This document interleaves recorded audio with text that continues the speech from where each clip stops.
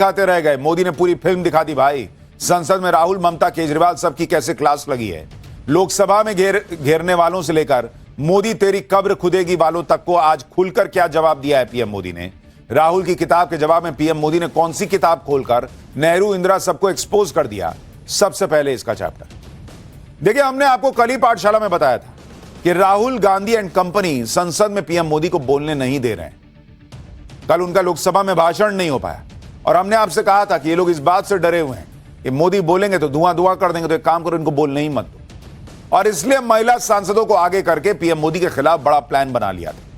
लेकिन आज पीएम मोदी संसद में बोले, राज्यसभा में बोले और ऐसा बोले कि पूरे इंडी गठबंधन की कायदे से समय लेकर इन्होंने धुलाई की। करीब 100 मिनट के करीब बोले पीएम मोदी। इंडी वालों और कांग्रेस ने कोशिश तो बहुत की कि पीएम मोदी के भाषण को रोका जाए।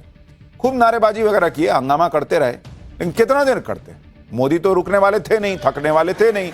जो हंगामा कर रहे थे वही थक के बाद में बाहर चले गए। क्या राहुल गांधी, क्या गांधी खानदान, क्या ममता, क्या केजरीवाल, पूरे इंडी गठबंधन की राज्यसभा में पीएम मोदी ने आराम से धीरे धीरे एक एक फैक्ट रख के धज्जियां उड़ाई। सबसे ज्यादा क्लास तो राहुल गांधी की लगाई, जो 4 दिन से इंडी गठबंधन में हीरो बनकर घूमने का प्रयास कर रहे थे, किताब लहरा रहे थे, पीएम मोदी पर अनाप शनाप बोल रहे थे। आज पीएम मोदी ने एक झटके में सारा हिसाब बराबर कर दिया। पीएम मोदी ने जब बोलना शुरू किया तो इंडी वाले टिक नहीं पाए। कांग्रेस, इंडी वाले सब छोड़ के चल दिए। जो लोग कल तक कह रहे थे कि पीएम मोदी डर गए, मोदी भाग गए, वो खुद हिम्मत नहीं दिखा पाए नरेंद्र मोदी को संसद में सुनने की। वो खुद भाग गए।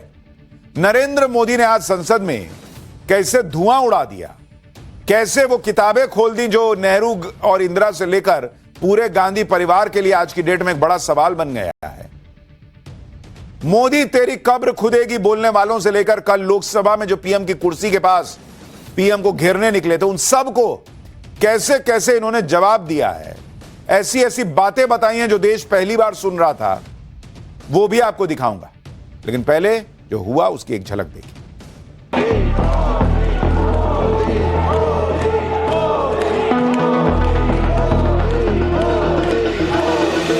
ये पता नहीं पा रहे कि मोदी यहां तक पहुंचा कैसे। पहुंचा तो पहुंचा, लेकिन अब तक टिका क्यों है। और इसलिए वे एक ही रास्ता उनके लिए बचा हुआ लग रहा है कि मोदी तेरी कब्र पे देगा। ये जो उनके भीतर में नफरत पड़ी हुई है ना, मोहब्बत की दुकान में जो आग भरी पड़ी हुई है ना, उसका परिणाम है। इसलिए मोदी की कब्र खोदने का नारा लेकर के वो चल रहे हैं। इसी सदन के एक माननीय सांसद, कांग्रेस के शातिर दिमाग जिनका है ऐसे एक युवराज ने उनको गद्दार कह दिया। अहंकार कितनी 7वें आसमान पर पहुंच चुका है इनका। चोरी करना जिनका पुश्तैनी धंधा है, जिन्होंने एक गुजराती की सरनेम भी चुरा ली। विकसित भारत की यात्रा में बीते वर्ष दुनिया के मन में जो उनके समय की छवि है, उस छवि को धोने में मेरी ताकत लगती है। ऐसा बर्बाद करके रखा हुआ था। अमेरिका के साथ ट्रेड डील होने के बाद विश्व को और भरोसा हो गया कि जो स्थिरता की एहसास हो रहा था, अब गति का भी एहसास होने लगा। अब विश्व के लिए शुभ संकेत। हमारे टीएमसी के साथियों ने काफी कुछ कहा, जरा खुद तो अपने गरेबा में देखें। उन्होंने ठान लिया है दोनों अपोजिशन लीडर को बात करने नहीं देना। अगर मेरी 2 मिनट बात सुनते ये सारा समस्या सुलझा था।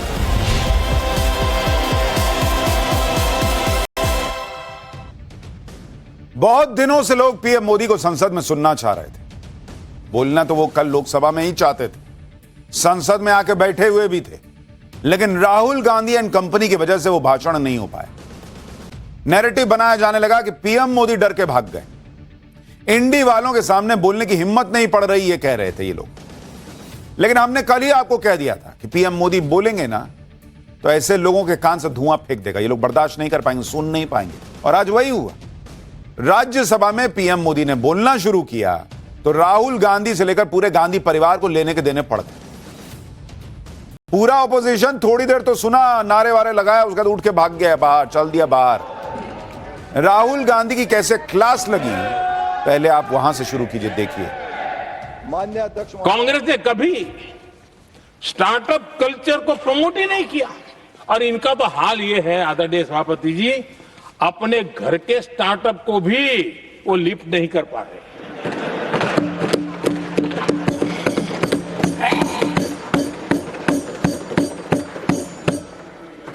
और हमारी सरकार में आज 2 लाख से ज्यादा स्टार्टअप है। चोरी करना जिनका पुश्तैनी धंधा है, जिन्होंने एक गुजराती की सरनेम भी चुरा ली,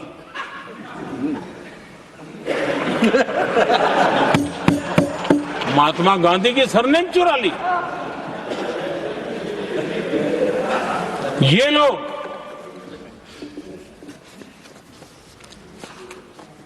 और देश की जनता इतनी समझदार कि ऐसी पटक देती है, लोगों को। प्रधानमंत्री ने एक एक चीजें बताई और गांधी सरनेम कैसे लगा है वो तो हम आपको पाठशाला में विस्तार से बता चुके हैं भाई। पूरा इतिहास खोलकर देश को बता चुके हैं कि नेहरू सरनेम चलते चलते कैसे फिरोज घैंडी से गांधी हो गया और चले जा रहा, खत्म ही नहीं हो रहा है। वो आज पीएम मोदी ने कहा कि इन्होंने एक गुजराती महात्मा गांधी का सरनेम चुराया हुआ है। और ये तो कुछ भी नहीं है, पीएम मोदी ने तो गांधी परिवार को आज ऐसी ऐसी बातें सुनाई कि पूरे कांग्रेस के होश उड़े हुए हैं, जिसके बारे में विस्तार से आगे बताऊंगा। लेकिन आप देखिए कि इंडी गठबंधन ने कोशिश तो आज भी की कि आज भी मोदी किसी तरीके से बोल ना पाए, उनकी स्पीच ना हो पाए।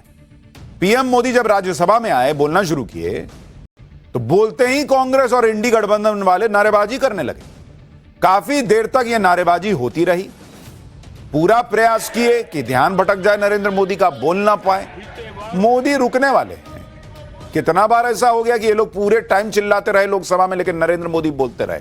आज तो थोड़ी देर बाद ये लोग चले भी गए, थक गए होंगे। सुनिए पीएम मोदी ने ऐसा क्या कह दिया कि कांग्रेस और इंडी वाले समझ गए कि ना, ये ना रुकेंगे, उठ के चल दिए। विकसित भारत की यात्रा में बीते वर्ष समाज के हर वर्ग को नरेंद्र मोदी ने 90 मिनट से ज्यादा का भाषण दिया, जबकि इंडी वाले पीएम मोदी को 10 मिनट नहीं सुन पाए।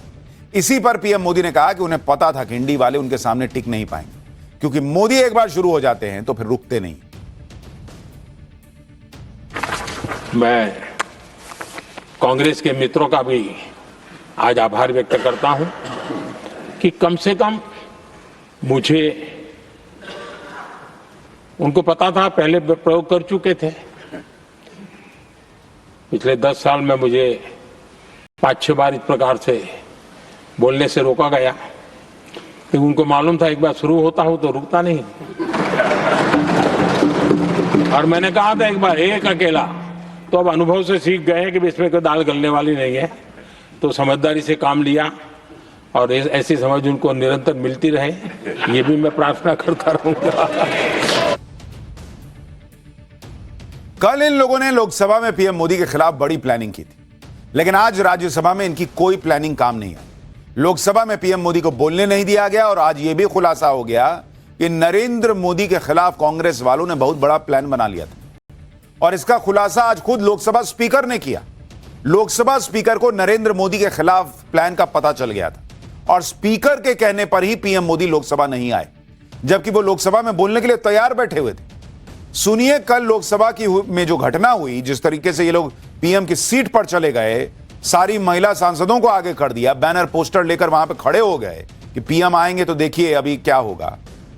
सुनिए उस पर स्पीकर ने खुद क्या खुलासा किया है। जब सदन के नेता को सम्मानीय महामहिम राष्ट्रपति के अभिभाषण पर जवाब देना था, तो मेरे पास पुख्ता ऐसी जानकारी आई कि कांग्रेस पार्टी के कई सदस्य माननीय प्रधानमंत्री जी के आसन पर पहुंचकर कोई भी अप्रत्याशित घटना कर सकते थे। ये दृश्य मैंने सदन में देखा भी सही। अगर ये घटना हो जाती तो ये अत्यंत अप्रिय दृश्य देश के लोकतांत्रिक परंपराओं को तार तार कर देता। इसको टालने के लिए मैंने माननीय प्रधानमंत्री से आग्रह किया कि उन्हें सदन में नहीं आना चाहिए, और सदन के सभापति होने के नाते मेरी जिम्मेदारी बनती थी कि सदन की उच्च परंपराओं गरिमाओं को अक्षुण्ण बनाए रखें। आप सोचिए, इस देश में बीते 10 साल में क्या संसदीय परंपरा बनाकर छोड़ दी है विपक्ष ने। कभी मेज पे चढ़ के हंगामा कर देना, कभी कागज फाड़कर स्पीकर पर फेंक देना, कभी जो है आप देखिए इस तरह की चीज। मतलब शायद ही इस देश के इतिहास में हुआ हो ऐसा कि एक स्पीकर कह रहे हैं कि मैंने पीएम से कहा कि आप मत आइए, ठीक नहीं होगा वहां पर जो हालात लग रहे हैं। आप सोच रहे हैं बॉस, मौजूदा ऑपोजिशन ने क्या हालत कर दी कि पीएम को उनकी गरिमा को ध्यान में रखते हुए, उस पद की गरिमा को ध्यान में रखते हुए स्पीकर को कहना पड़ा मत आइए, वहां हालात ठीक नहीं है, ये लोग कुछ भी कर सकते हैं। लोकसभा स्पीकर के खुलासे के बाद यह पता चल गया कि जो लोग मोहब्बत की दुकान का ढिंडोरा पीटते हैं उनके मन में पीएम मोदी के लिए नफरत कितनी है। नरेंद्र मोदी ने भी आज इस मोहब्बत की दुकान का असली सच संसद के जरिए देश को बताया। सुनिए उन्होंने क्या कहा। ये पचा नहीं पा रहे कि मोदी यहां तक पहुंचा कैसे, और उनकी परेशानी बढ़ती जा रही है कि भाई पहुंचा तो पहुंचा, लेकिन अब तक टिका क्यों है। और इसलिए वे एक ही रास्ता उनके लिए बचा हुआ लग रहा है कि मोदी तेरी कब्र खुदेगी। उनको तो लगता है कि प्रधानमंत्री पद उनके परिवार की जागीर है, उस पर कोई और बैठ नहीं सकता। उनके भीतर में नफरत पड़ी हुई है, मोहब्बत की दुकान में जो आग भरी पड़ी हुई है, उसका परिणाम है। कोई क्यों बैठा, हमारा पैतृक अधिकार था, इसलिए मोदी की कब्र खोदने का नारा लेकर के वो चल रहे हैं। प्रधानमंत्री मोदी ने साफ कह दिया कि ये लोग मोहब्बत की दुकान की बात तो करते हैं, लेकिन अंदर से नफरत की आग में जल रहे हैं।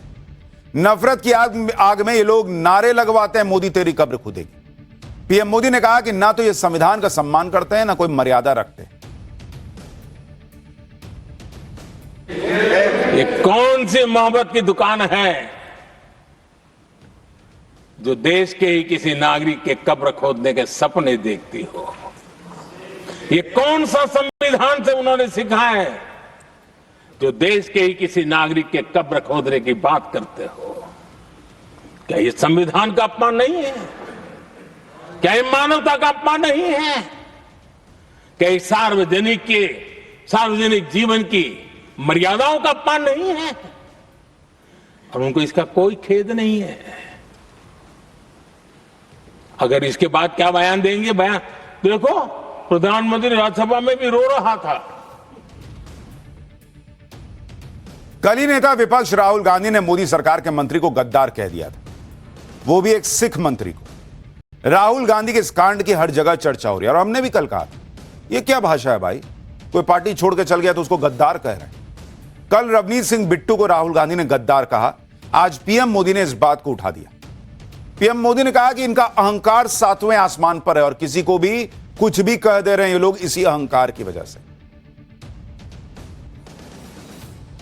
इसी सदन के एक माननीय सांसद